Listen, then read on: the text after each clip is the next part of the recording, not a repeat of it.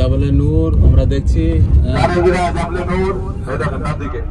2500 fit উঁচুতে।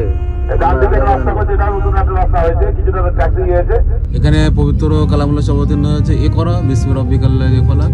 এই সূরার প্রথম 5 আয়াত কিন্তু এইখানে অবতীর্ণ হয় মক্কাতুল মুকাররমা থেকে। জাবলে নূর গারে হীরার ফটো আমরা তুলি।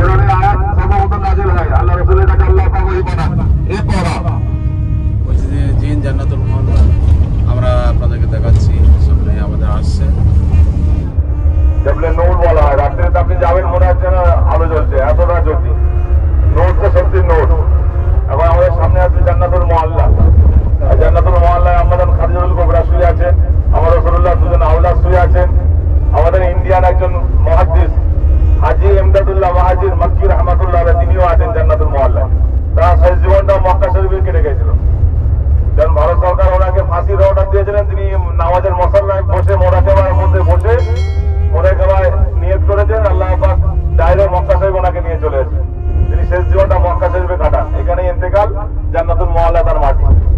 এখানে আমরা মসজিদে জিন দেখতে পারবো, মসজিদে ফাতা দেখতে পারবো। এখানে মসজিদে জিন বলে একটা মসজিদ আছে। আল্লাহ রাসূল সাল্লাল্লাহু আলাইহি ওয়াসাল্লামের হাতে হাত দিয়ে জিন সম্প্রদায়রা তারা ঈমান এনেছিল, সেই জন্য সেই জায়গাটার নাম মসজিদে জিন। রাসূলুল্লাহ এই জায়গায় বসে কোরআন তেলাওয়াত করছিলেন। জেনেরা উড়ে যাওয়ার সময় রাসূলের কোরআনের তেলাওয়াত শুনে তারা দাঁড়িয়ে যায় যে এত সুন্দর কি কিতাব, কে তেলাওয়াত করে। তারা শোনার পরে, কোরআনের আওয়াজ শোনার পরে আবার রাসূলের কাছে এসে তারা হাতে হাত দিয়ে কালেমা পড়ে আর মুসলমান হয়। এখানে আরেকটা মসজিদের সাজা। ওই মসজিদের সাজানো এখানে রাসূলুল্লাহ তাবু কেটেছিলেন। আমরা জানি সামনে আমাদের জান্নাতুল মুআল্লা দেখতে পাবো। দেখি দেখেন এই যে নেট করা আছে, এই যে জান্নাতুল মুআল্লা কবরস্থান। আমাদের খাদিজাতুল কুবরা শুয়ে আছেন, অনেক সাহাবায়ে কেরামরা শুয়ে আছেন। হাজী ইমদাদুল্লাহ মাহাজির মক্কি রাহমাতুল্লাহ তিনি আছেন। আমার রাসূলুল্লাহ দুজন আওলাদ আছেন এই জায়গায় আমাদের পায়ের গোড়ায়। আমাদের গাড়ির ডান দিকে দেখেন এই যে মার্বেল করা আছে, এটা হলো মসজিদের জিন। হ্যাঁ হ্যাঁ, দেখেন ডান দিকে একটা মসজিদের সাজা, মসজিদে ফাতা এইটা হলো সাজা।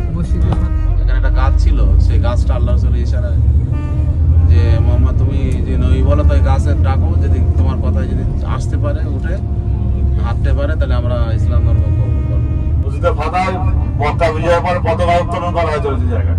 সামনে আবু জেহেলের টয়লেট। নবীর চির দুশমন যে আবু জেহেল রাসূলুল্লাহকে বারে বারে কষ্ট দিয়েছে, পদে পদে রাসূলুল্লাহকে অপমান করার চেষ্টা করেছে, সেই আবু জেহেলের বাড়ি ওখানে। সৌদি গভর্নমেন্ট ওখানে পেশাবখানা বানিয়ে দিয়েছে ছেলেদের এবং মেয়েদের। যারা নবীর সাথে দুশমনি করে তাদের হালত এরকম হয়। ওই জন্য হাজিরা বিশ্বের যতদিন কিয়ামতের সকাল পর্যন্ত মানুষ আসবে, আবু জেহেলের বাথরুমে বাড়ি এসে টয়লেট করে যাবে। ওটা পুরোটা পাহাড় ছিল, এখন সৌদি গভর্নমেন্ট বাড়ি করে আছে। আবু কুবাইস ওই জায়গায় দাঁড়িয়ে রাসূলুল্লাহ চাপকে দুখণ্ড করেছিল। সাকুল কভার করেছিল, ওই যে পাঁচিল ধরে ওইটা আবু কুবাইস পাহাড়। আবু নবী জামানায় যখন ফেরাউন হয়, বন্যা হয়, ওই পাহাড় ওই পাহাড়ে রেখেছিলেন সংরক্ষিত। এই শিয়াবে আবু তালিব রাসূলুল্লাহ জীবন কাটিয়েছে গাছের পাতা খেয়ে। সঙ্গে আম্মাজান খাদিজাতুল কুবরা ছিলেন। আম্মাজান রাসূলুল্লাহ বলেছেন, খাদিজা তুমি চলে যাও, ভয় করতো আমার সাথে, তোমার সাথে নাই, তুমি ফিরে যাও। আল্লাহ রাসূলকে বলেছেন, ইয়া রাসূলুল্লাহ, আমার দেহের এক ফোঁটা রক্ত থাকতে আপনাকে ছেড়ে আমি যাব না। শিয়াবে আবু তালিব বলা হয় এটাকে, পাহাড়টার নাম।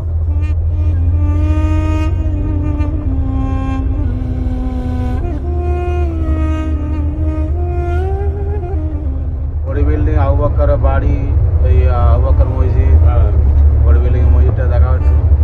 এই সৌদি জমিনে আমাদের বসে এটা আল্লাহ রহমাতুল্লাহ তিনি 3 ঘন্টা আরবিতে খুতবা দিয়েছিলেন। নদীর বাদশা বলতে বাংলা জমিনে যদি বাঘ থাকে তো রুহুল আমিনের মতো বাঘ।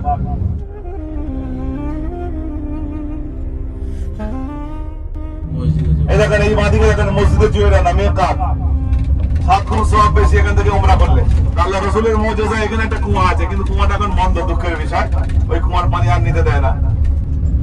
এই ডান দিকে এই এরিয়ার মধ্যে কুয়াটা আছে, কিন্তু এখন এখন ঢুকতেই দেবে না, অনেক দূরে পাঁচিল করা আছে। আগে আগে ভিড় তো বলে না, আরো ঘিরে দিয়েছে। মসজিদে জিওরানা, এই যে মসজিদে জিওরানা, জিওরানা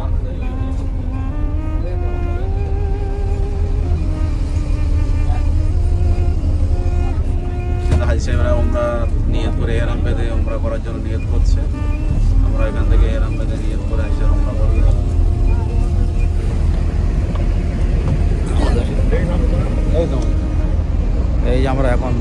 জোরানা মসজিদে এসেছি আলহামদুলিল্লাহ। এখান থেকে ওমরা নিয়ত হিসেবে ওমরা করছে এই বাস। প্রবেশদ্বার থেকে মসজিদে জোরানার ভিতরে দেখাচ্ছি।